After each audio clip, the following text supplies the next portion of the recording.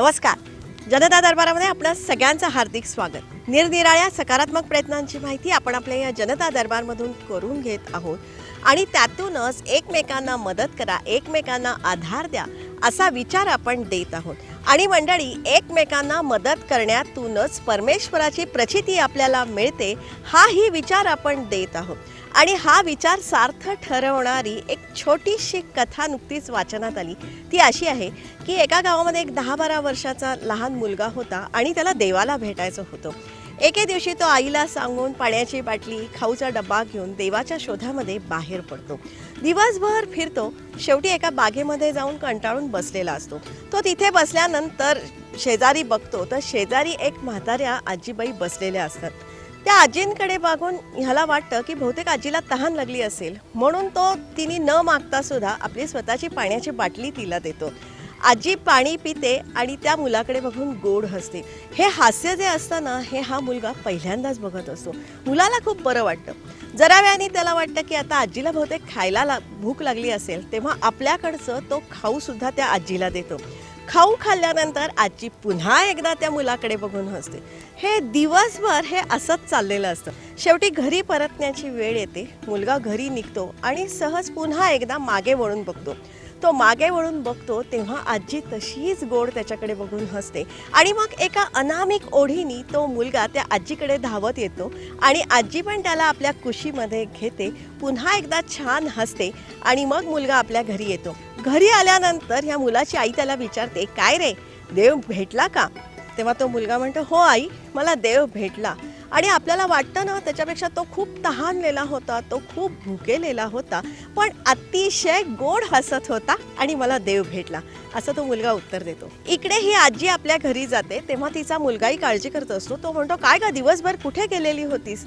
तेव्हा आजी तंद्रीतच होते. आजी म्हणली, मला ना आज देव भेटला आणि माझ्या अपेक्षेपेक्षा तो खूपच लहान होता, बालकच होता आणि खूप गोड हसत होता आणि मी काहीही न मागता त्यांनी मला सगळं दिलं, मला देव भेटला. असं सांगितल्यानंतर त्या आजीच्या डोळ्यातून एक तृप्तीचे आसू बरसायला लागतात. मंडळी, तसं पाहिलं ना तर अतिशय छोटीशी गोष्ट आहे आणि ही गोष्ट किंवा अशा प्रकारच्या घटना आपल्याभोवती सातत्याने घडत असतात. या गोष्टीचं सार इतकंच आहे की एकमेकांना मदत करण्यामध्येच आपल्याला परमेश्वराची प्रचिती होत असते. आणि जनता दरबारच्या माध्यमातून आपण हेच करत आहोत. त्यासाठी जास्तीत जास्त संख्येने जनता दरबारमध्ये सामील व्हा. त्यासाठीच तुमचा आमचा सर्वांचा जनता दरबार. जनता दरबारमधला आपला आजचा विषय खूप चांगला आहे, तुम्हाला सगळ्यांना आवडेल असाच आहे, अतिशय प्रेरक असाच आपला आजचा विषय आहे. आज आपण जलयुक्त शिवार अभियानाची यशोगाथा जाणून घेणार आहोत. या योजनेमध्ये लोकसहभागाला महत्त्व देण्याचा माझा मानस होता आणि मुख्यमंत्र्यांनीही लोकसहभागावर खूप त्यांचा कल होता. लोकसहभागामुळे ही योजना लोकांची झाली आणि लोकांच्या प्रतिसादामुळे सरकारी योजनेवर लोक इतकं प्रेम करू शकतात हे आम्हालाही बघायला मिळालं. आणि त्याच्यामुळे लोकांचं जोपर्यंत योजना अपत्य होत नाही, लोक ती जपत नाही, असा मला वाटतं, माझं स्पष्ट मत आहे. आणि त्यामुळे याच्यात लोकसहभाग हा या योजनेचा सगळ्यात मोठी ताकद आहे, पाठीचा कणा आहे असं म्हणायला हरकत नाही. आणि लोकांचा खऱ्या अर्थानं हा कार्यक्रम लोकांचा कार्यक्रम झाला आहे. लोक चळवळ झाली, लोक पुढे येत आहेत, लोक म्हणत आहेत की आम्हाला ह्याच्यामध्ये काम करायचं आहे. मला वाटतं की या कार्यक्रमाचं हे मोठं यश आहे. त्यामागचं कारण असं आहे की मंडळी, जिथे जिथे जलयुक्त शिवार अभियानाअंतर्गत कामं झालेली आहे ना, तिथल्या गावांनी पाणी मिळवलेलं आहे, तिथल्या गावांचा विकास झालेला आहे. आणि तसं पाहिलं ना तर प्रत्येक गावची कहाणी वेगळी असते, ती आपण जाणून घ्यायला पाहिजे, जेणेकरून ह्यांनी कुठल्या प्रकारे कार्य उभं केलं ना, हे आपल्यासाठी प्रेरणादायीही ठरू शकतं. त्याच अनुषंगाने अतिव दुष्काळग्रस्त भागातल्या म्हणजेच अहमदनगर जिल्ह्यातल्या पारनेर तालुक्यातल्या पळवे खुर्द या छोट्याशा गावी आपण जाणार आहोत. 2000 लोकवस्ती ह्या गावची आहे आणि गेले 3 ते 4 वर्ष ह्या गावामध्ये पाऊस अजिबात पडलेला नाहीये. पाण्याची तीव्र टंचाई इथे होती.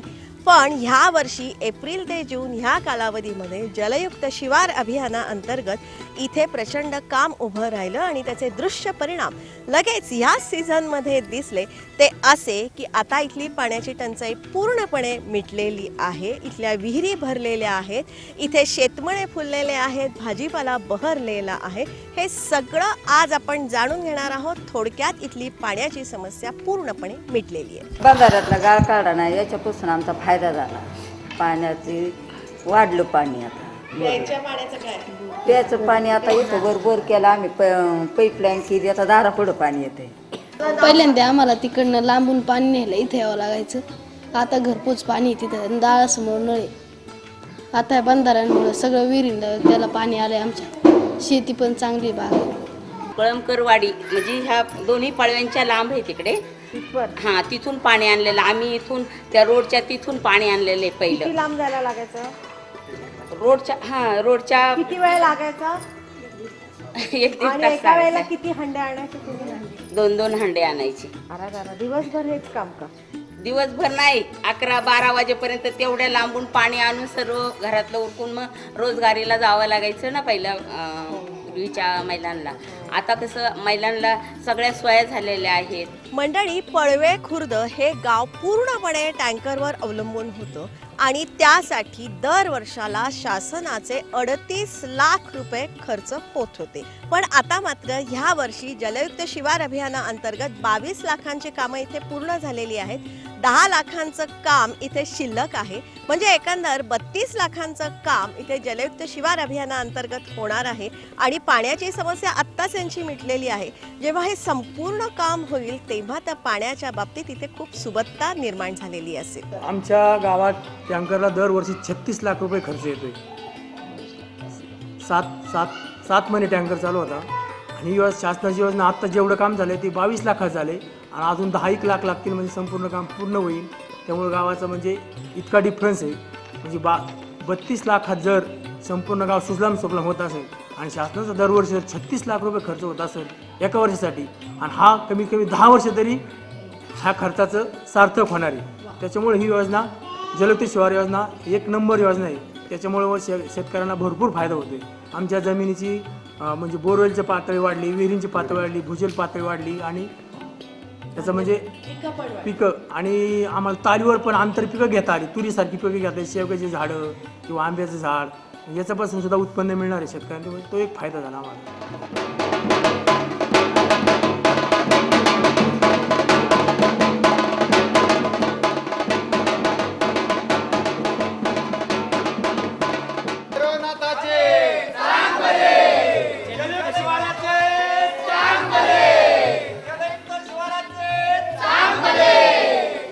पळवे या गावानं जलयुक्त शिवार अभियानाअंतर्गत नेमकी कुठली कामं घेतली ना ते आज आपण जाणून घेणार आहोत. त्याचबरोबर वरकड जमिनींवर गाळ पसरून जमिनी त्यांनी सुपीक केलेल्या आहेत. ठिबक सिंचन सर्वांनी घेतलेलं आहे. या लोकांनी खरीप हंगामामध्ये पिकं तर घेतलीच आहेत, पण त्याचबरोबर आता रब्बीच्या हंगामामध्ये गहू, तूर, हरभरा, ज्वारी, बाजरी ही पिकं त्यांनी लावलेली आहेत. त्याचबरोबर मेथी, कांदा, कोथिंबीर या भाजीपाल्याबरोबरच डाळिंबाच्या बागाही इथे आपण बहरलेल्या बघू शकतो आणि आता शेवग्याचीही लागवड त्यांनी केलेली आहे. आजच्या भागामध्ये आपण शेवग्याची शास्त्रशुद्ध लागवड कशी करायची आहे ते जाणून घेणार आहोत. कमी पाण्यात सुमार जमिनीत येणारं हे पीक आहे. भरघोस उत्पन्नही यातून मिळते. त्याचबरोबर पिकांवरच्या रोगांचा किंवा किडीचा बिमोड करण्यासाठी दशपर्णी अर्क इथे सर्वजण वापरतात. हा दशपर्णी अर्क नेमका कसा तयार करायचा ना हे आज आपण आजच्या भागामध्ये जाणून घेणार आहोत. अतिशय सोपी प्रक्रिया आहे आणि हा अर्क जर का वापरला ना तर आपल्याला कुठलीही रासायनिक द्रव्य म्हणा, खतं म्हणा किंवा पेस्टिसाइड्स म्हणा काहीही वापरण्याची गरज नाहीये. तेव्हा हा दशपर्णी अर्क नेमका कसा तयार करतात ते जाणून घ्या. या अर्काचं नाव आहे दशपर्णी अर्क. हा 30 ते 40 दिवसामध्ये तयार करण्यात येतो. हा तयार कसा केला जातो त्याची कृती आपण जाणून घेऊया. त्यासाठी सर्वप्रथम एक बॅरल घ्या. त्या बॅरलमध्ये 200 लिटर पाणी घाला. या 200 लिटर पाण्यामध्ये 2 किलो देशी गाईचं शेण घाला. त्याचबरोबर 10 लिटर देशी गाईचं गोमूत्र त्याच्यामध्ये मिक्स करा. त्याचबरोबर 200 ग्रॅम हळद त्याच्यामध्ये घाला आणि मग आता अर्धा किलो अर्दक किंवा आलं घ्या आणि ते ठेचून या मिश्रणामध्ये घाला. हे मिश्रण ढवळा आणि झाकून ठेवा. आता दुसऱ्या दिवशी ह्या सगळ्या द्रावणामध्ये 1 किलो तंबाखूची पावडर करून घाला. त्याचबरोबर 1 किलो हिरव्या मिरच्यांचा ठेचा त्याच्यामध्ये घाला आणि अर्धा किलो लसूण ठेचून ह्या द्रावणामध्ये टाका. पुन्हा एकदा हे ढवळा आणि झाकून ठेवा. आता तिसऱ्या दिवशी ह्या द्रावणामध्ये आम्ही वेगवेगळे 10 वृक्ष सांगतो, नावं सांगणार आहोत. या 10 वृक्षांची पानं घ्यायची, प्रत्येकी 2-2 किलो पानं मोजून घ्या आणि ही सगळी पानं ह्या द्रावणामध्ये घालायची. आता हे नेमके वृक्ष कुठले आहेत त्याचीही नावं जाणून घ्या. ते वृक्ष असे आहेत. कडुनिंब आहे, कडुनिंबाची 2 किलो पानं घ्या. सीताफळाची घ्या, एरंड, धोत्रा, महाडूकपाला, करंजाचा पाला, घाणेरीचा पाला, रुईचा पाला, आघाडा आणि बेल. ही सगळी जी पानं आहेत ना, ही पानं या द्रावणामध्ये घाला आणि ते पुन्हा एकदा झाकून ठेवा. 30 ते 40 दिवसामध्ये हे जे सगळं मिश्रण आहे ना, हे कुजून याचा एक चांगला अर्क तयार होतो. मग 40 दिवसांनी हे पूर्णपणे गाळून घ्यायचं, अगदी वस्त्रगाळ करून घ्या आणि मग हा तुमचा अर्क तयार झालेला असेल. आता ह्याच्या वापरासाठी 100 लिटर पाणी घ्या, त्याच्यामध्ये 400 मिलीलिटर हे द्रावण घाला आणि तुमच्या पिकांवरती याची फवारणी करा आणि मग त्याचा परिणाम लक्षात घ्या. ते डाळिंबासाठी बनवले, रासायनिक वापरले. याच्यावरती डाळिंब फुलं, पण हे सगळ्या पिकांना उपयोगी आहे. सगळ्या पिकांचं काय काय असतं, कोणी तयार केलेलं आहे? हे आपण घरीच तयार केलं. मग तुम्ही कशावरून तयार ते केलं? जगन्नाथ शिंदेची पुस्तक आहेत ना, हा, त्याच्यामध्ये किंवा सगळे त्यांनी दिलेलं. शेतकरी मासिकामध्ये. बर, काय काय काय आहे त्याच्यामध्ये, कसं दिलेलं आहे, त्यांनी काय काय सांगितलेलं आहे, तुम्ही ते- सांगा ना. 200 लिटर पाणी घेतलं. हा. त्याच्यामध्ये देशी गायचं 2 किलो शेण, हा. देशी गायचं 10 लिटर गोमूत्र, त्यानंतर 200 ग्रॅम हळद हं. आणि अर्धा किलो अद्रक मग अद्रक कसं ठेचलेलं ठेचून घेतलं. पहिल्या दिवशी हे भिजू घातलं. बर. दुसऱ्या दिवशी 1 किलो तंबाखू बाजारात मिळते एकदम बारीक भुकटी, हा, 1 किलो हिरवी मिरची हा, आणि अर्धा किलो गावरान लसूण ठेचून दुसऱ्या दिवशी ते भिजायला टाकलं. आणि तिसऱ्या दिवशी मग लिंबाचा पाला 2 किलो, आंब्याचा पाला 2 किलो, पेरूचा पाला 2 किलो, सीताफळ 2 किलो आणि करंजी 2 किलो, आपली हरळ 2 किलो, त्याच्यानंतर जास्वंद 2 किलो, शेवगा 2 किलो, धोत्रा 2 किलो, टणटणी 2 किलो, तरवड 2 किलो, पपई 2 किलो, एरण 2 किलो. ही सगळी झाडं, सगळं. ही 10 पानं. प्रकारच्या पानं. किती काय हे जास्त त्याच्यामध्ये सांगितले मी, टाकले? पण याच्यापैकी 10 घ्यायचे. पण त्यातले आंबा, पेरू, सीताफळ, टणटणी आणि धोत्रा हे 5 महत्वाचे. कंपल्सरी. कंपल. हा. बरं, ते काय केलं, ते 2 हे किलो पानं 30 घेतली. ते 40 दिवस भिजू घातलं. बर. आणि 30 ते 40 दिवसांनी ते भिजल्यानंतर सडल्यानंतर वस्त्रगाळ करून ठेवलं. ते 6 महिने टिकतं. अच्छा. आणि 100 लिटर पाण्यासाठी ना 400 ml ते घ्यायचं. अच्छा. त्याचा फायदा तुम्हाला काय झाला? त्याच्यानंतर किडे वगैरे होतच नाहीत ना किडीचं प्रमाण कमी होतं आणि खर्च वाचतो. रेसिड्यू इफेक्ट कमी आहे. ओके. त्याच्यामुळं किडींमध्ये याच्याविषयी रेजिस्टन्स जो काही प्रतिकार क्षमता काय जी होतं, तयार हे होते, मारून मारून ती आहे होत ना नाही. झाडामध्येच आहे ना प्रतिकारशक्ती तयार होते. अरे वा. हा. मग सगळ्यांनी हे कराल म्हणजे, का नाही लोक करत? ते साधारण किती दिवस लागतात? 40 दिवसांनी तयार होतं. 40 दिवस. 30 ते 40 दिवस भिजू आणि आणि निरक्षम एक्सपोर्ट ओरिएंटेड जे शेतकरी असतील, जे निरक्षम हं. उत्पादन तयार करण्यासाठी देशपर्णी अर्क हा अतिशय चांगला उपयुक्त आहे. म्हणजे त्यानं जो काही रेसिड्यू इतर कीटकनाशकांचे अंश राहण्याचे जे काही प्रकार घडतात एक्सपोर्टसाठी, ते तसे होत नाही याच्यात. ही कृती सांगण्याचं कारण असं होतं ना, की सहज सोपं आहे, साध्य आहे आणि यातून आपल्या पिकांना नवसंजीवनी मिळते आहे हे जाणून घ्या आणि हेही तुम्ही नक्की हा अर्क तुम्ही तयार करा. त्याचबरोबर मंडळी, आता या पळवे गावामध्ये जलयुक्त शिवार अभियानामधून नेमकी कुठली कुठली कामं केली तीही आपण जाणून घेऊया. इथे जो मोठा जलाशय किंवा तलाव होता ना, त्यातून ही प्रचंड प्रमाणामध्ये गाळ काढण्यात आला. म्हणजे जर का ही दृश्य तुम्ही जर का बघितलीत ना, तर मध्यभागी एक उंचवटा दिसतो, तेवढा गाळ इथे भरलेला होता. 3,500 घनमीटर गाळ लोकांनी स्वखर्चाने वाहून नेला. आणि जी काही नापीक जमीन होती, मुरमाड जमीन होती, जिथं नेहमीची पिकं, पारंपरिक पिकं घेणं अडचणीचं होतं, अशा ठिकाणी हा सुपीक मातीचा गाळ टाकल्यामुळं ती जमीन सुपीक झाली.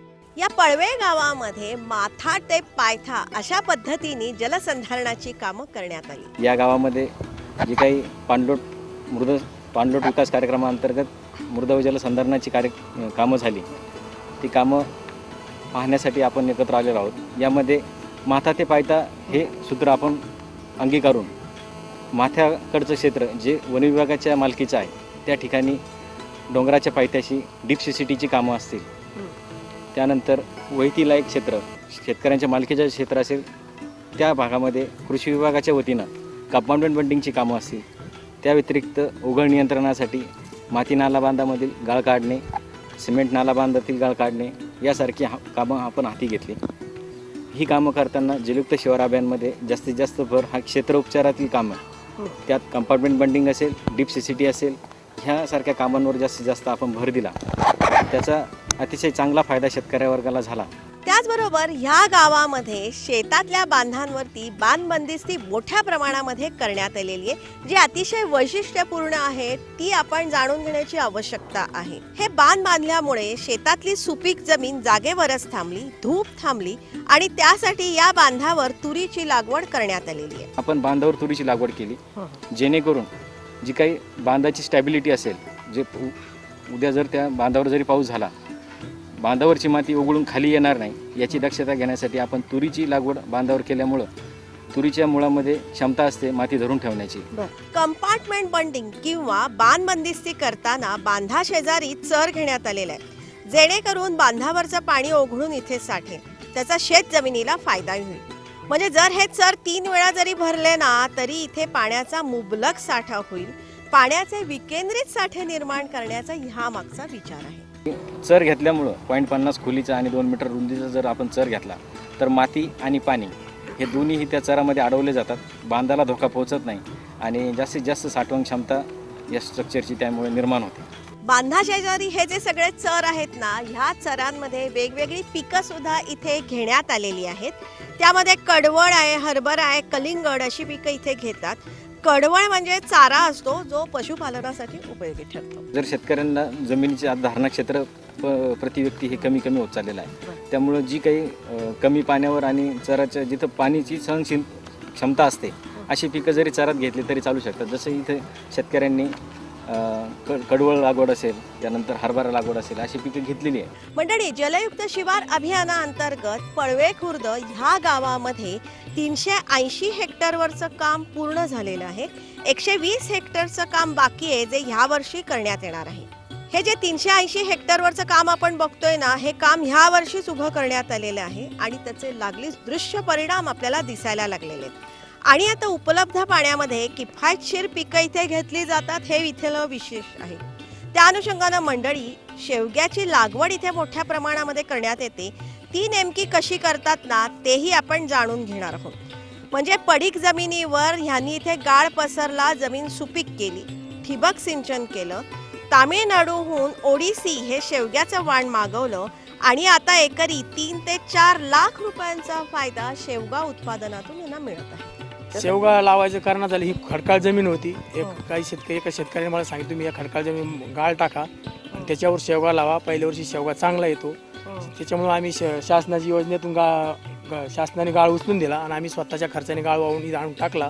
त्याची लेवल करून आधी शेवगा लावला आणि नंतर शासनाच्या ठिबकमधून अनुदानमध्ये ठिबक मिळती, त्यासाठी ते एक पण फायदा घेतला. म्हणजे किती खर्च आला ठिबकला? ठिबकला 20,000 रुपये खर्च आला पाऊण एकरला. पाऊण एकरला? हो. आणि किती दिवस लागले बसवायला? बसवायला 1 दिवसातच बसवली. हो? हो.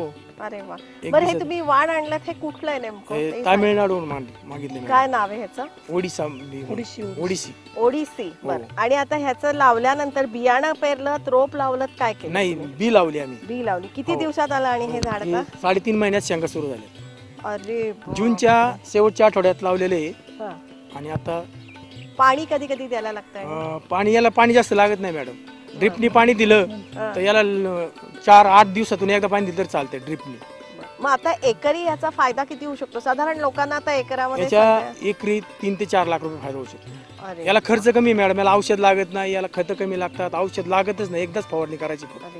फक्त याच्या फुलं गळू नये म्हणून फवारणी करायची. बाकी याला औषध लागत नाही, काय लागत नाही, वर खतं लागत नाही. याला शेणखत एकदाच टाकलं आम्ही, फक्त शेणखत टाकलं लागवडीच्या वेळेस, परत त्याला अजून खतं नाही, काय औषध नाही, काहीच नाही. शेवग्याच्या ह्या पिकामध्ये आंतरपीकही घेण्यात येते. त्यामध्ये त्यांनी कांदा लावलेला आहे आणि मिरचीही लावलेली आहे. कांदा घेतला डबल फायदा. कशासाठी? म्हणजे काय होतं त्याच्यामध्ये? जी जमीन मला असं वाटतं की ते ड्रीपचं जे पाणी तिथे येते हो. ते थोडं ओघळ जातात त्याच्यावर हो तुम्ही हो हो घेतलंय हो का? हो हो असं मला वाटतं.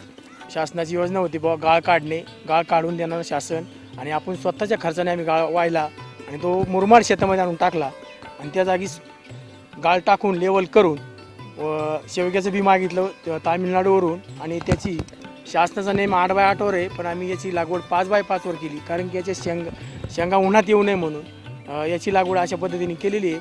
त्याच्यापासून आम्हाला चांगला फायदा होणार आहे. जलयुक्त शिवार अभियानाची ही यशोगाथा आहे आणि ही यशोगाथा लोकसहभागामुळे शक्य झालेली आहे. सर्वच आपण संकल्प करूया की दुष्काळामध्ये अडचणीत आलेल्या शेतकऱ्याला उभारी देण्यासाठी जलयुक्त शिवार अभियानाच्या माध्यमातून सर्वांनी याच्यामध्ये सहकार्य करावं. श्रमदानाच्या माध्यमातून जी काही निधी उपलब्ध करून देता येईल त्या माध्यमातून आणि ग्रामीण भागातील अडचणीत आलेला माणूस त्याला उभा करण्याचं, त्याला पाण्याची उपलब्धता करून देण्याचे खऱ्या अर्थानं आपण सर्वजण संकल्प करूया. मला वाटतं आपल्या राज्य शासनाच्या कोणत्याही कामामध्ये एवढ्या लवकर एखाद्या गोष्टीचा रिझल्ट दिसणं ही एक खूप समाधानकारक बाब आहे. राज्य शासनात काम करणाऱ्या मंत्र्यांसाठी, ब्युरोक्रेसीमध्ये काम करणाऱ्या अधिकाऱ्यांसाठी आणि लोकांसाठी ज्यांना आत्तापर्यंत योजना ऐकायची सवय होती, प्रत्यक्षात पाहायची त्यांना सवय नव्हती. त्याच्यामुळे मला वाटतं एक खूप चांगला पॉझिटिव्ह बदल या जलयुक्त शिवारच्या माध्यमातून झालेला आहे. आणि माझ्या डोळ्यांनी जेव्हा मी या सगळ्या बंधाऱ्यांमध्ये पाणी भरलेलं बघते किंवा एखादा उत्साही कार्यकर्ता कौतुकाने मला फोटो पाठवतो तेव्हा मला खूप आनंद होतो. दुष्काळ संपला, सगळ्यांना पाणी मिळालं, शेतं फुलली, भाजीपाला बहरला. यामुळे पळवे खुर्द गावचे सारे शेतकरी बांधव अतिशय खुशीत आहेत. गावामध्ये एकी निर्माण झालेली आहे आणि अधिक काहीतरी सकारात्मक किंवा अधिक काहीतरी चांगलं करण्यासाठी हे सारे जण अंग झडझडून कामाला लागलेले आहेत.